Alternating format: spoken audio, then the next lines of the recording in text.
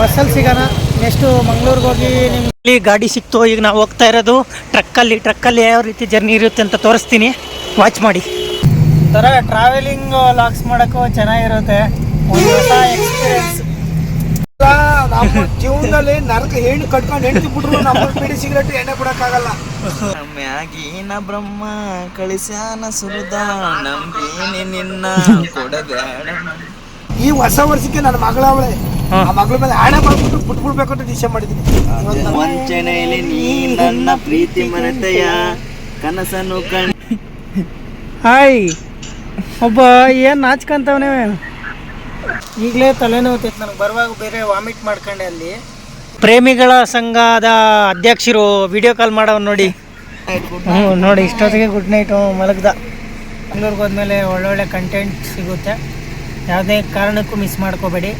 ದಯವಿಟ್ಟು ಫುಲ್ಲಾಗಿ ವಾಚ್ ಮಾಡಿ.